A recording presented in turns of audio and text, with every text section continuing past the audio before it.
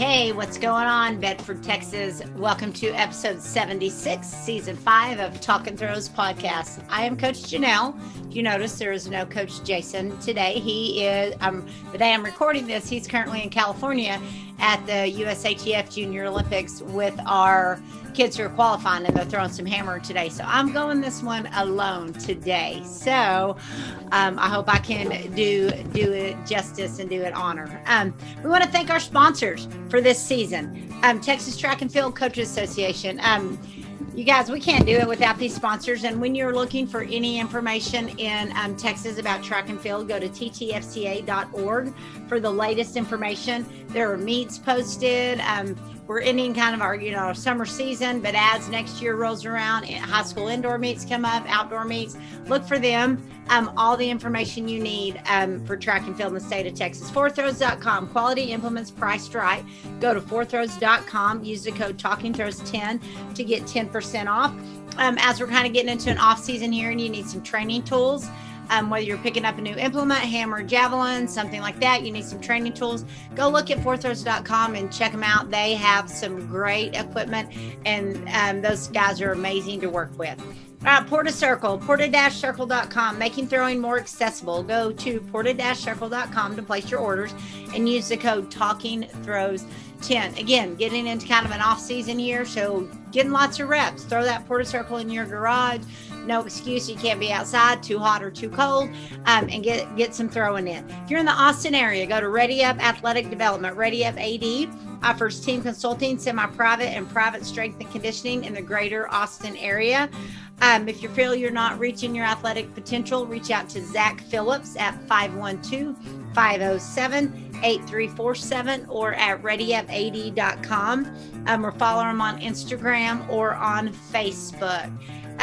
Check out our website too at thethrowingfactory.com. Like I said, we've got kids competing in California right now. I'm going at the end of the week for our kids who qualified for the Junior Olympics for Nationals in AAU this weekend, going to North Carolina. So go check that out if you're wanting to throw. We've got 3 coaches. We've got Coach Jason and I here in the Metroplex area. We've got Coach Kai Smith.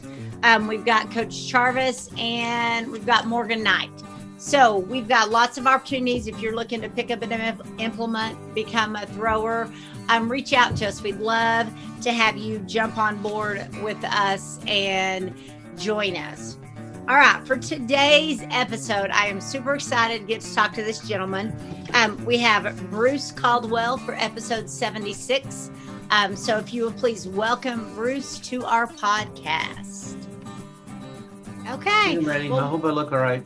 Oh, you look great. Hey, Jason's on here all the time. So if people still watch it seeing him, then we're good.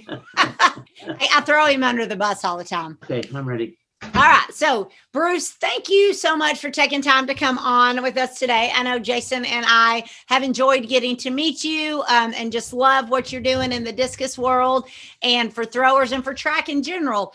And so we just want to know a little bit more about you, kind of more about your background and, where you came from and how you got involved with track. So let's start a little bit.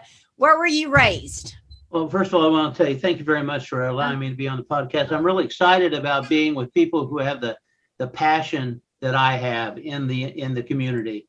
So go ahead and start your question. I forgot your question. Oh, no, you're fine. So tell us a little bit of your background, where you were born and raised at, a little bit of that. Well, I'm an Arkie raised in Okie from Mizzou, living in the heart of Texas. But, I was an athlete back in the high school and college era. That would have been quite some time ago. I've been in this business for 47 years, producing and manufacturing products to enhance athletes. And so that's what my passion is to try to help other people. Yeah. So where did that passion come from? You said you were an athlete. So what did you play things in middle school, high school, college? I'd like to say I threw a discus, but I really pole vaulted. When I was thinner, I was a pole vaulter. And then it wasn't until about 10 years ago that I got involved in the discus when Nelco had asked me for some help. They knew of my background in fiberglass and carbon. They wanted me to develop a carbon discus for them. But in the testing, we found that a carbon fiberglass discus is imbalanced. The ends of the carbon are not equal whenever they're produced in the industry. So it was unbalanced. And so we went to producing a little bit better ABS material for the discus. Okay. So in the very beginning, I actually helped Nelco in their testing, their design. I was a consultant for them for 10 years. And I also sold Nelco discuses exclusively in the United States. Okay. Awesome. I want to get into more of all that, but I want to jump back a little bit to your pole vault. Sure. So pole vault career, and then you started making pole vaults. Tell us a little bit about that, how long you did that and everything before you jumped into this throwing world. Well, I went to Central Missouri State College in Warrensburg and I pole vaulted. I got a scholarship. I went there 2 years and then I went to an area vocational school and I learned graphic arts. And the graphic arts teacher said, pick a subject and let's make a book. Now, that was a great idea because I like pole vaulting. So I went out and took pictures. I put together a book. We printed it. We did all the things we needed to do for my class, and I got an A.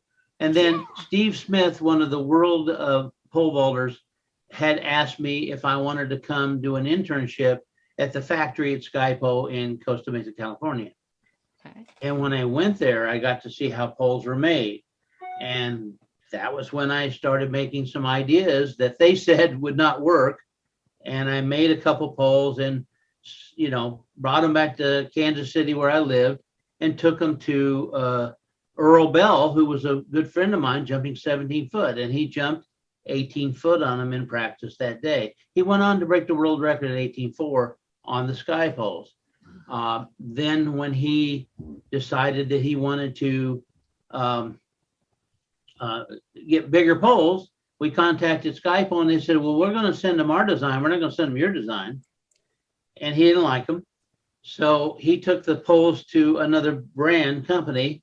They made some poles for him with their brand, took them to the 1976 Olympic game, 1976 Olympic trials. Okay. And he jumped 18 foot on them. And one of his teammates broke a pole. So the teammate borrowed one of his poles, which was my design, in the other brand, and he broke the world record at 18.8. So he came over and said, I want all my poles made like that. And it kind of evolved from there. Well, I went back to Skypo and asked them if they would make a fiber sport pole for me, and they started making fiber sport poles. So I made fiber sport poles all the way until about 1998. But during that interim, I had Billy Olson. I had world-class athletes who were jumping really high on him, including Wally Kosakevich, who got the gold medal in the Moscow Olympics and broke the world record 3 times. I sold the business Fiber Sport to Sports Supply Group, came to work for them, and we decided to go out and buy the name Portapit and Catapult. And we bought just the name. We brought it back and made the company Portapit Catapult. During that interim, I was able to acquire Nelco discuses, and we put the Portapit name on them. And sorry about that. And they put the Portapit name on them, and I was selling Nelco discuses with Portapit name on them. Working for them, I had had the opportunity to go to Atlanta, and they wanted me to see if there's any Olympic equipment I needed to sell. And I came up with this idea that I could sell them a lot of products because there were 15 sports. We had a variety of things, including the implements. Did I just keep on talking? Oh, you're fine. Yeah, keep going. Okay. Yeah. Okay, keep roll with it. Roll with it. I went to Atlanta and they gave me the whole list of all the sports. It's 15 sports. And I said, well, gee, I can take care of a lot of this stuff because we have a manufacturing plant. And we took and I took and bid it all out. I took and went through the whole list, and I found that the whole list was probably going to cost us $560,000, but value in kind, being that we had technicians and we had expenses and freight, it was going to be about $1.8 million. The company signed off on providing the Olympics with $1.8 million with equipment. And I went there and I said, you can have this equipment for $1. They were just about fell out of their seats. Okay. And we signed an agreement. We became the official supplier to the 1996 Olympic Games. We provided for 15 sports, including I brought in all the implements from major companies all over the world, and I made sure they engraved a serial number on the shots, the hammers, the discus, the javelins, and we had hurdles, and we had starting blocks from various manufacturers, including Porta-Pit that we had named the company with. So we were the official supplier to the 1996 Olympic Games. Okay. After the games are over, the gold, the silver, and bronze was noted by the serial number, who threw it. I have a list of everybody that threw what and how far. And we sold those as memorabilia. And we were able to reclaim most of our money back from the $1.8 million. We sold the equipment for $1.1 million. And the whole project cost us about $560,000. So there was a profit. Yeah. Then I decided that I wanted to break away and start my own company, Okay. which was called Essex Sport. Okay. And I did that. I do want to. I'm going to stop you right there so I don't for this question. So going back, so is your college degree in business and marketing and, like you said, graphic? Like where did you get this business mindset? In college, I studied kinesiology and theology. Okay. And then when I went to vocational school, I studied graphic arts, which enabled me to get into the printing process of printing. I came out of that in about 1976, and I started up a company called Fibersport. Okay. Awesome. I've had Fibersport since 1975. 1976. And I sold it to, Sports Supply Group, and then I left them, and they had the name, but they didn't. I'm sorry. Uh-oh. No, you're good. So they didn't use it, and they gave it back to me. Okay. So I reinvented it, or basically reinstated it in 2019. Okay. And so I've had Fibersport since then. So you just kind of no, you're fine. You just kind of have that amazing business mindset. So I was just wondering if, you studied business, or because you're with your graphic design, and then your passion for sports, and then now just owning big businesses. So to me, as an educator, that's just intimidating a little bit. The business owning. In the manufacturing business, you're either an engineer, right, or you're an engineer that has done it by how-to. Okay. And I was one of the how-to. I did a lot of experimentations. I tried this. I changed this, being that I knew what the athlete needed. Right. I took that verbatim. I incorporated that into the manufacturing process to try to come up with something really good. Okay. I did that from pole vault poles even into discuses. We've actually, run discuses through a wind tunnel. We put computer chips on the inside of discuses to find out the gravity, the pitch, the flight path. And I remember one time that the owner of Nelco was in the United States. We went down to Houston. We had a flat tire, so we went over to get it fixed. And he and I sat there and watched them put that tire on there, and they balanced it. Okay, and he and I just looked at each other and says, "We need to do that with a discus." Yeah, and so. At that time, Nelco had developed a device to do that, and Nelco had wanted to expand. They wanted to do more and more in track and field, and they had other products, but I didn't carry other products. I carried only discuses. So it made sense for them to say, "Hey, you've been doing a really good job of being the exclusive distributor for 10 years. We value what you've done for us. You've helped us in many different situations we've tried to get out of, and you've helped us immensely. You're part of the family. What can we do in order to get more product?" And I said, "Well, I'm not going to stock it. I'm not going to do it. So let's put it out for bid and let another major track company buy products from you at all the products, and I'll take the designs and the technology we work together on and put the Fibersport name on it." They agreed. They went to another manufacturer who bought about $200,000 worth of other equipment, and it was a win-win situation for us both. So I'm now bringing in the Nelco designs with Fibersport on it. Got it. Now, some of the things that we attributed to the fiber sport discus is the quality, the ribs on the inside, the balance, the rim association to the center weight. Some of the things I worked with them on that gave what we call rim control by putting more of the rim underneath the plate. It's been real successful. Yeah. And lots of people, even with our really small discus, our wind and our breeze, which is like $120 or less, Yeah. flies like you wouldn't believe it. It's amazing. The stability is amazing. I do. So you said you listen to what when you're producing the pole vaults, really listen to the athletes. So who were some of the discus throwers at that time when you started talking about rim weight and adjusting everything? Were there people you were watching throw at that time when you started kind of designing this that you talked to and got their input?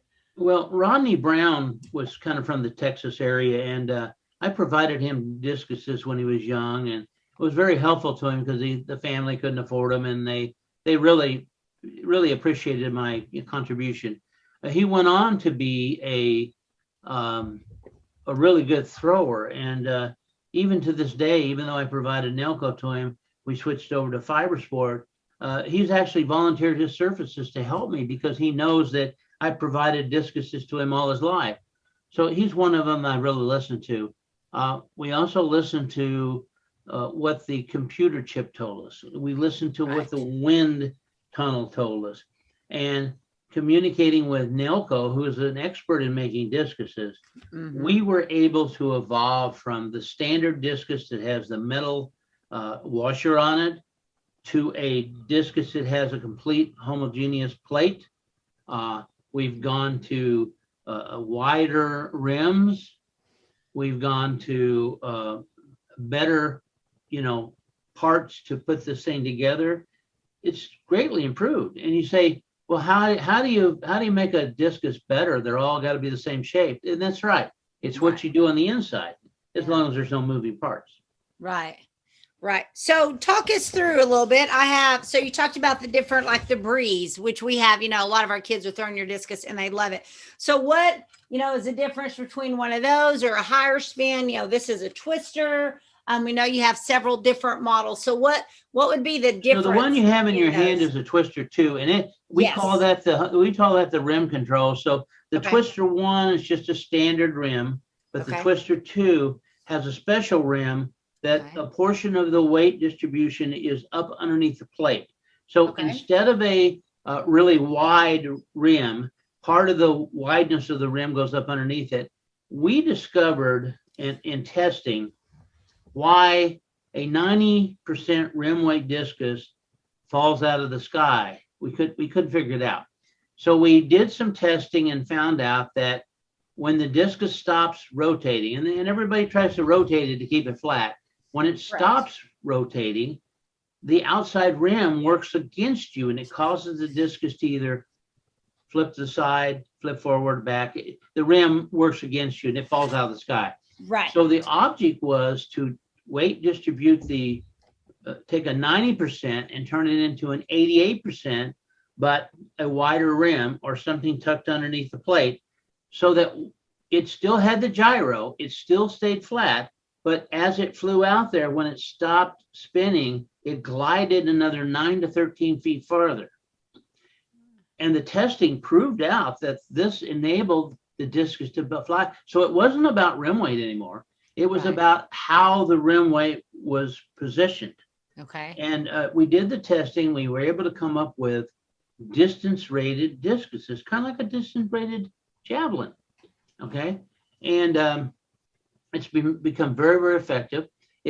I remember going to a USA track and field meet, and all these decathletes out there had the $330, 90% rim weight Nelco discus out there, and they were all throwing about 42 meters. And I walked out I checked in a couple, low spins, which is kind of like the twister 2 there, and these decathletes were throwing an extra 2 to 5 meters further with a lower spin rim weight because it's better tuned to them. and the Right. discus didn't fall out of the sky. So that was kind of like the proof of the pudding that we actually Yeah. were able to say, hey, not only does it work in a wind tunnel and it works with the computer chips, but it actually works in the field. Right. Works in real life, which Right, is which is important. So if I go, so a twister 2, twister 3, as I go up, and I know you talk about like a decathlete or even a younger thrower, when you're beginning, you don't want to start out with one of your, if you're not throwing over 100 feet or throwing very far, it may not be the best for you, right? How you said they were throwing what That's correct. suited I have them. a So kind of- philosophy that price reflects the faith you have in the product, but Okay, I price like does that. not dictate that you can throw it further. Okay. So you want to try to get a discus that meets your span of capability of throwing or your potential. Let's say if you want to throw 120 feet, then you need a wind or a twister 1. That discus is made to help you get that accomplishment or that goal. If you want to throw 72 meters like Daniel Stahl throws, then you want to get a stainless steel, which is of course our Storm. And our Storm is very much like the discus that he's throwing. And this most recent world champion from, I believe from Norway or the Netherlands, he's throwing a Nelco, and he's throwing it pretty far, which is very similar to what we have. Yeah. Right. Hi, my name is Meredith McGee, and my father is the founder of Porta Circle. We created Porta Circle in order to make throwing more accessible so that you can truly train anywhere. Growing up in Rochester, weather was often a roadblock toward training, and having the Porta Circle was a lifesaver for both the indoor and outdoor season. Circles start at $149 and go to our website to learn more. www.porta-circle.com. Porta Circle. The computer making chip. training I guess let's talk convenient. about that a little bit for my science people. So you guys, and I know I have images when we talk about this. I'll stick these images up there where you took this out and you put that computer chip in there, and you guys just had someone throw it, or how did all that work? We went out to Dave Woolman's at SMU, and Dave Woolman had, oh my gosh, over 20 All-Americans. He's a great coach. Yes. And he had a Sunday morning throws clinic. We always go out there. Really good throwers are out there. We had a couple people out there throwing about 58 meters that we were able to put we distributed or replaced the weight with a different kind of weight that had a chip on it. And this put everything in the center. Our unfortunate thing is that we did not have a wireless charger. So we had to open the discus up, charge the chip, and then put it all back together, taking the wires out of it. It was a little uncumbersome, but we would throw it, and we were able to get a reading on our app to the different, pitches. Like for instance, when it wobbled when it came out of the hand, and how fast it straightened up. Kind of like a javelin. When you throw a javelin, it vibrates. When it stops vibrating, it sails. A discus will wobble, and then when it stops wobbling, it takes off. So the objective is to try to get a dampening situation so that discus will wobble less when it comes out of the hand. It will correct itself. The ways that we did this was a weight distribution of the ABS plate on the inside. Now, a lot of people are saying, well, everybody else has white, everybody has blue. We want, school colors. Well, I hate to tell you this, but the yellow is the most natural plastic color and has less impurities in it. Carbon makes them darker, carbon makes them black. White has titanium in it, which in a microscope is jagged and it will cause the plate to break. So the yellow ABS is the strongest color and material for discus. And putting the ribs on the inside, if you look at I believe it's a Breeze, we have a few ribs in it. Okay. And then we have the Storm, which has a little bit more ribs. So we increased the amount of ribs, being that the product became more distance rated, and it enables the discus to be very sturdy. Now, we do offer a 1-year warranty on our discus that if it's damaged, we'll replace it. But it is a proration. If you've gone a whole year, or let's say you've gone 6 months, well, then there's 6 months of usage. We kind of prorate that. Right. But you still get a new discus. You just pay a fee for how long you rented the one that broke. Okay. Okay. And so it's a fair situation. It's to keep people from just damaging it to get a new one.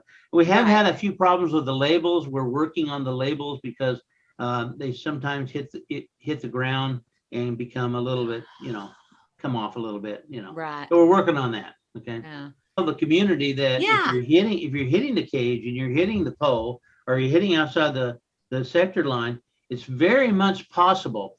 There's several reasons why, but one of the most important things is you might be using too high of a rim discus. And so as a result, it won't stay in the hand long enough. It starts coming out fast. It comes out too fast and hits the outside of the sector line. By moving to a little bit, lesser rim weight, the discus will stay in the hand. You're going to get a lot more power retention. You'll probably throw the lighter rim weight or the lesser rim weight further. And it's been successful that the key to throwing a discus is to get as much power retention in the ring.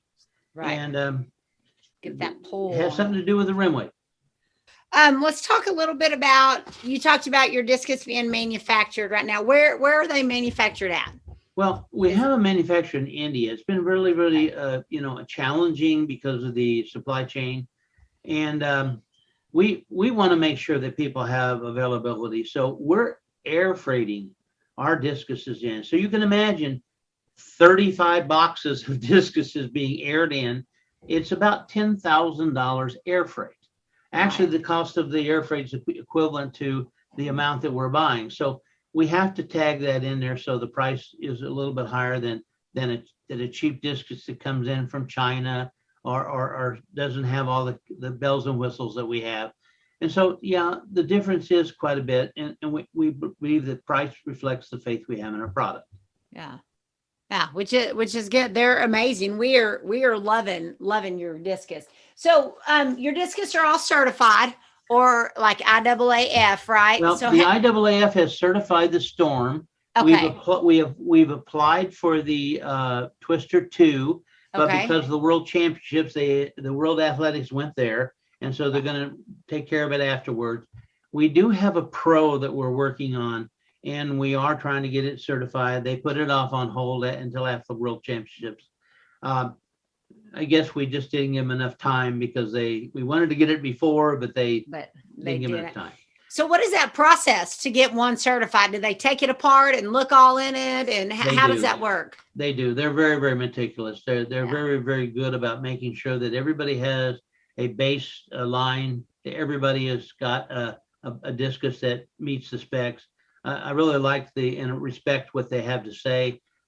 We had a discus come back where they thought that it might have been a little bit too rough on the rim, so we made an adjustment and fixed it. They're really good about checking it out.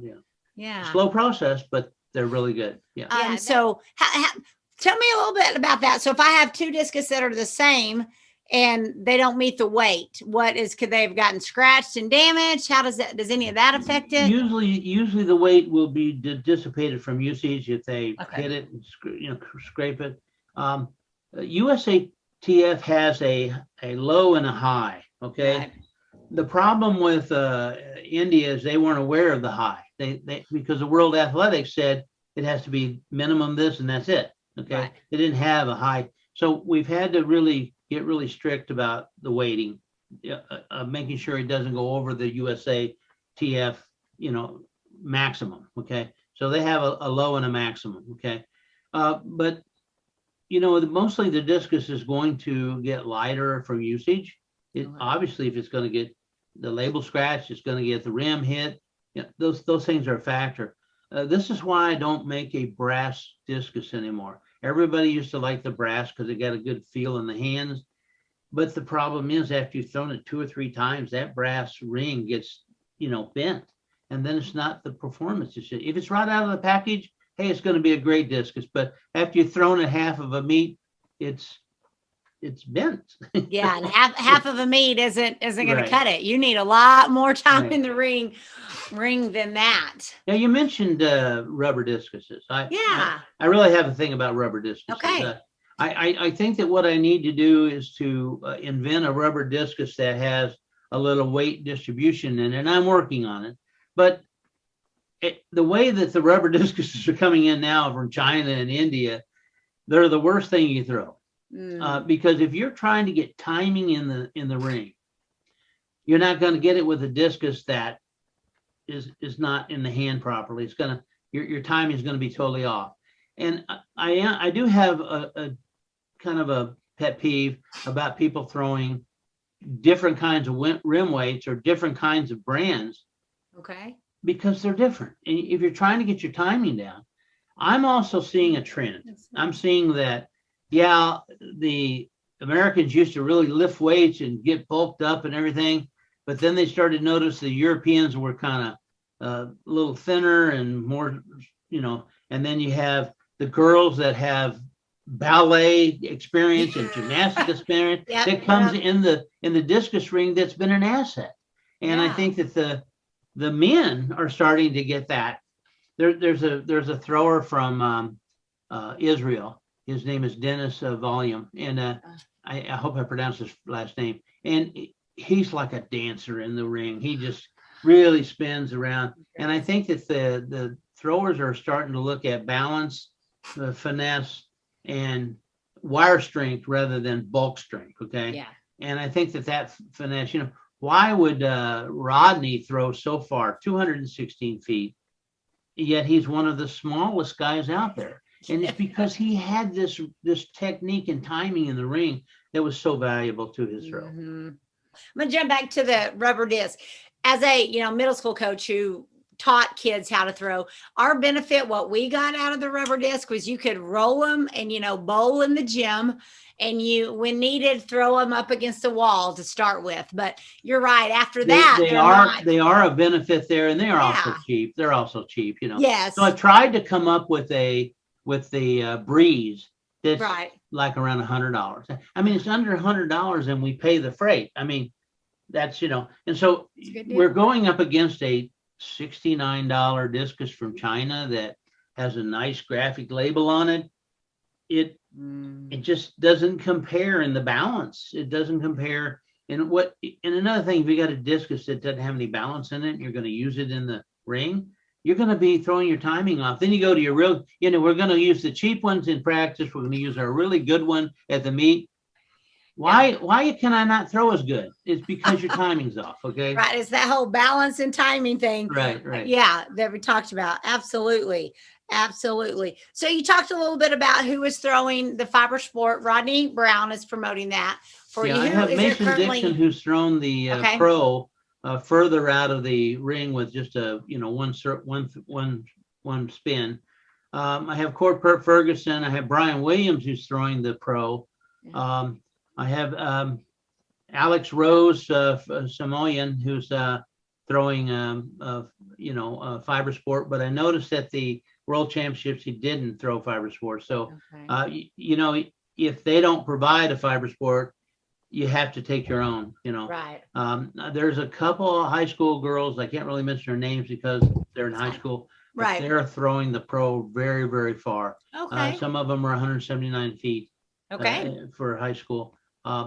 We don't have a pro for high school men yet, or high school boys, but we're working on it. Well, I can throw, Lucas Williams, one of our boys who won state in the discus, he was throwing a fiber sport. Mm-hmm. Oh, great. So and he's going to Colorado. Yeah. Congratulations to him. Yeah. So, a bunch of our. You do feel the coaching that you gave this athlete has helped him to get scholarships and things like that? Oh, absolutely. And I would say more so Jason, who's not here, but yeah, Lucas was just that wonderfully had a hard work ethic, talented thrower anyway. And then him and Jason connected and just kind of stepped him up to that next level. And he's just going to do amazing. He actually was at the Worlds watching. That's what he wanted for his senior gift from his parents. So he got to see all the big guys throw the implements in Oregon this past week. So, well, that's awesome. Yeah.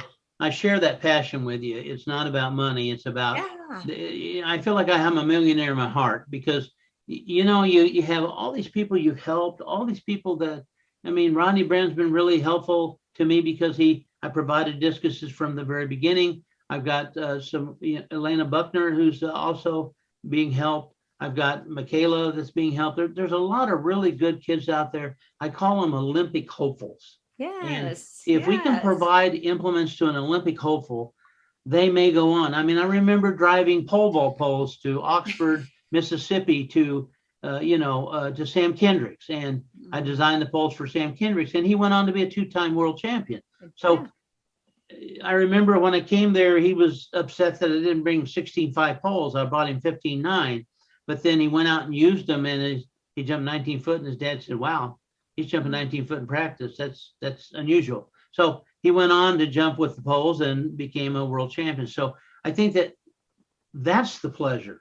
Yes. That's the money that comes to the heart. Right. That's why I'm a millionaire in the heart, my heart. Okay. Yes. Yeah. Seeing those kids be successful, I tear up. Jason makes fun of me, but like when Lucas won state, he was jumping up and down, yelling, shaking the bleachers. I almost came down. And I'm just sitting there crying like, because you pour into that, and you're right. It's the implements help them, yes, but it's about putting in the hands of kids who can be great, and just giving them that little push, just giving them that little extra that they need. So that I always like to respond to someone who's PR'd with my implement is I tell them that they lay on the ground and do nothing until talent picks them up. And then I'll also respond about, wow, you're really making my fiber sport implement look great. Because it's about the kids. It's not about the implement, But if we give an implement to them that enables to enhance them, then they can go on to do what they say is best. There's no magic disc that's going to make you throw further. It's just fitting you to the right discus, fitting you to the right pole, fitting you to the right shot put. Yeah. Yeah, that's perfect. That's perfect. So as we're talking about implements, is there anything else you're working on? You said something about a rubber discus. What else you got in that? Feel like your mind is always working to make things better and find a better way to do something. So what are you working on now or thinking about? We looked at indoor shots, and of course, there's also the soft shot, which I made it kind of 2-colored. It was really kind of amazing that it kind of came out orange on one side. It's kind of, it'll look good in the air, but you just can't get that IAAF approved. So you got to go to a hard shell. We have a hard shell fiber sport gold. And one of the uniqueness of this shot put, indoor shot put, is a hard shell. And I wanted to make sure we didn't have fill in there. In other words, you have your metal weights inside, or your metal granulated metal. The cavity has to be filled with sand to fill it up. Okay. And so what I did is I went and had the engineer that makes it for me make a thicker wall, so I didn't have as much sand in it. I have only fill. So the fill is actually weight. It's more weight. It gives it the 4K, the 12 pounds, so it fills it up. But that, even though that makes it more expensive, it's a thicker wall, so it's going to be more durable. So we call this the Fiber Sport Gold. Okay. Yeah. Of course, I've got them so I can lift them. Yeah. Say, look at you. Is that a 16-pound? They're going to be available in 4K, 12, and 16 pound within about 30 days. So what about hammer? I think you and I visited before about any hammer tools. Well, I really would like to make a tungsten hammer, but gosh, those things are about $1,000. So I really kind of buy away from that.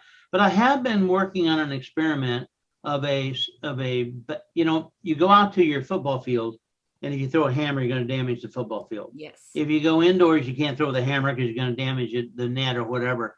So I've come up with a device that is a bag, and the bag you fill it with sand, and it's got a big strong strap on it, and you can throw it like a hammer. You can fill it with 4K, 10 pounds, 12 pound, 14 pound, 16 pound, 18 pound. Okay. And you can fill it with sand, and then you can throw it on the football field. It won't damage the field. And it's kind of just a practice, a practice bag. It may be an overweight bag. So we're going to be producing those in about 30 days. I don't think I have a price point on it, but all the brand people have good hammers. And so how do you compete with that? But you come up with something that there's a need for. And that's what I've done, is the practice, the practice soft hammer. I own a company called Rockback. And we make, vaulting pole bags, and we've evolved into our discus kits, and we've evolved into a shot put bag, and now we're going to have, and so that the soft practice hammer will be a rockback product. Okay. Product. A rockback product. I'm sorry. Got it.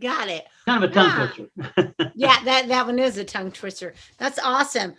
So, current throwers today, throwing in the world. I know you follow it. It's your passion. What's your perspective on it? The Americans we did great at the Worlds, just in everything, sprinting and everything, and our throwing. So what's your perspective on where throwing's going right now, mainly in the U.S. or even kind of in the world?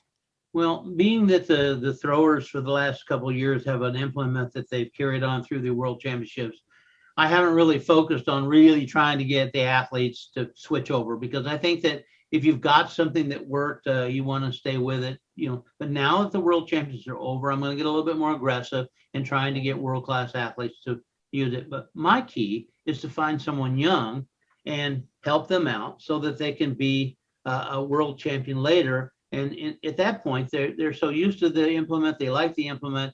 You have a good relationship with them. It's easier for to fund them, help them out.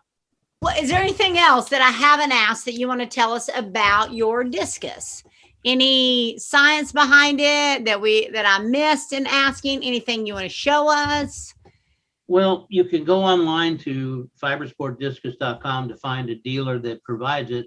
I also understand that you guys provide the product too. And thank you very much for your service. I really appreciate it. Working on a discus. Okay. A new discus that you buy, just the discus, okay?